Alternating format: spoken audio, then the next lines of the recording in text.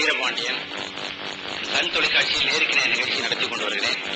இந்த ஒரு நல்வாய்ப்பு எனக்கு கிடைத்துள்ளதற்காக இது ஒரு பெரும் பேராக நான் கருதுகிறேன்.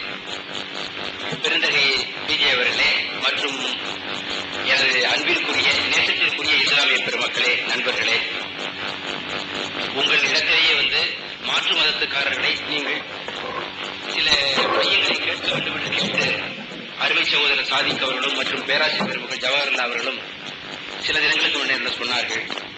அதன் வழியாக அந்த வாய்ப்பை பயன்படுத்திக் கொண்டு சில சந்தேகங்களையும் தொடக்கத்திலே அருமை சகோதரர் என்னை பற்றி அறிவுப்படுத்தும் போது பெரிய தலைவர்கள் எல்லாம் இடக்கு முடக்காக கேள்வி கேட்பேன் என்று சொன்னார்கள். நான் உங்களை இடக்கு முடக்காக கேள்வி கேட்க வேண்டும் என்ற உள்நோக்கத்தோடு இங்கே வரவில்லை.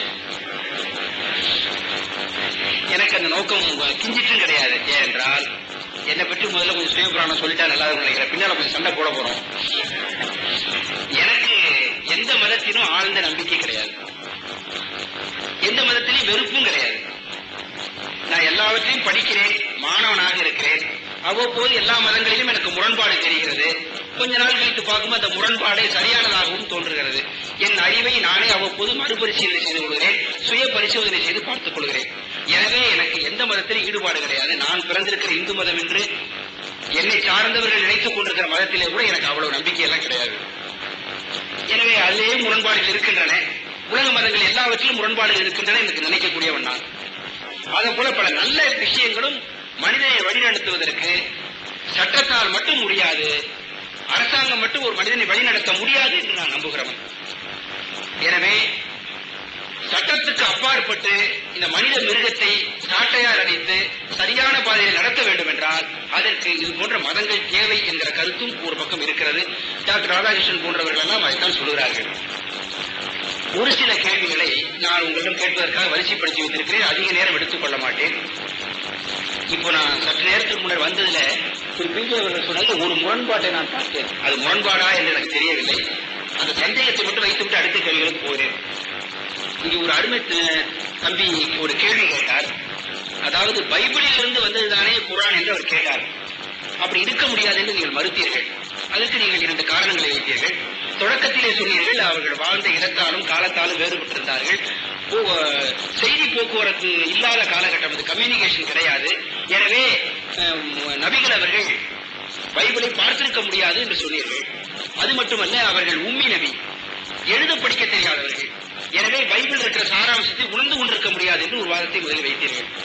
பின்னால் சொன்னீர்கள், அதில் சொல்லப்பட்டிருக்கிற எல்லா செய்திகளுக்கும் மறுப்பாக சொல்லுகிற போது எப்படி நாங்கள் அதை பார்த்து எழுதிக்க முடியும் என்று கேள்வி வைத்தீர்கள். பின்னால் அவர் மறுத்து பைபிளில் சொல்லப்பட்ட செய்திகளை எல்லாம் மறுத்து நபிகள் அவர்கள் பேசியிருப்பார்கள், உங்கள் குர்ஆனிலே சொல்லப்பட்டிருக்கிறது என்று சொன்னால், குர்ஆனை எழுதிய பிதாமகர் நிச்சயமாக பைபிளை பார்க்காமல் இருந்திருக்க முடியாது. உங்கள் வார்த்தைப்படியே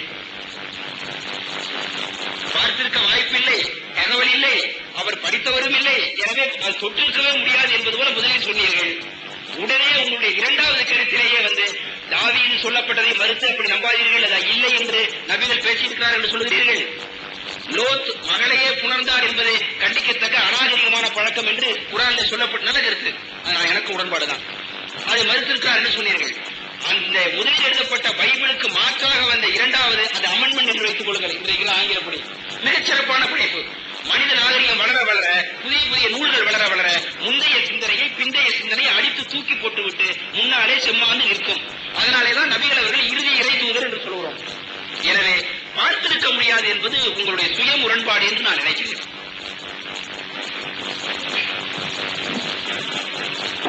அன்புள்ள சகோதரர்களே, நம்முடைய அருமை சகோதரர் வீரபாண்டியன் அவர்கள் கேள்விகளை கேட்பதற்கு முன்னால் என்னுடைய அந்த விளக்கத்திலே இருந்த ஒரு முரண்பாட்டை உங்களுக்கு சுட்டிக்காட்டினார்கள்.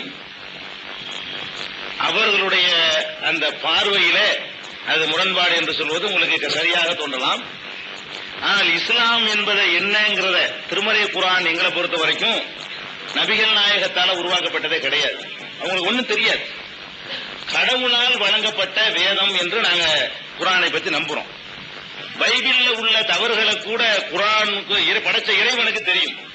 இந்த மாதிரி கிறிஸ்தவர்கள் சொல்லுகிறார்கள் அது தவறு என்று குர்ஆன் மூலமாக இறைவன் மூலமாக நபிகளுக்கு சொல்லப்படும். நபிகள் அதை விளக்கி சொல்லுவாங்க.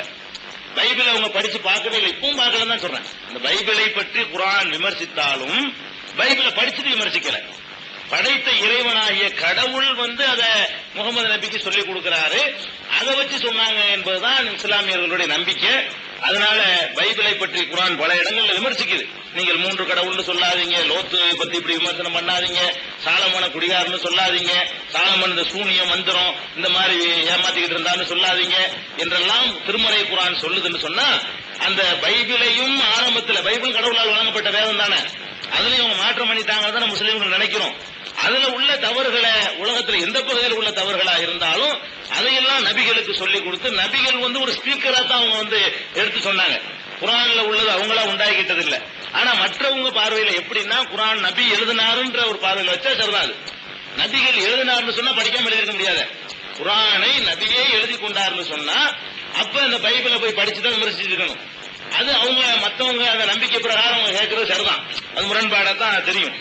எங்க நம்பிக்கை, இஸ்லாமியர்கள் நம்பிக்கை எப்படின்னு கேட்டா, குர்ஆனுக்கு முகமது நபிக்கு அந்த சம்பந்தமும் கிடையாது.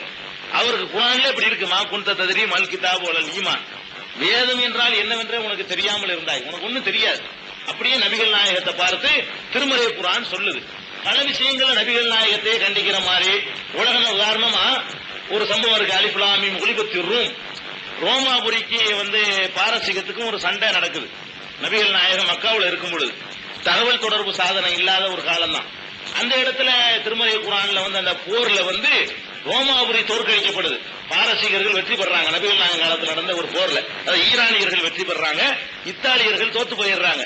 அந்த செய்தி, தோல்வி செய்தி அடுத்த செகண்ட் திருமறை குர்ஆன்ல அலிஃப் லாம் மீம் குலிபத்தி ரூம், இத்தாலி வீழ்ந்து விட்டது என்று நபிகள் நாயகம் சொல்லப்படுது. இவங்க பார்த்துட்டு வரல, இவங்க எங்க பார்த்தோம், அந்த ஈரானுக்கு போனதோ இதை வச்சு ஈரானுக்கு போனாங்கன்னு சொல்ல முடியாது, இத்தாலிக்கு போனாங்கன்னு சொல்ல முடியாது, தகவல் தொடர்பு சாதனம்னு சொல்ல முடியாது.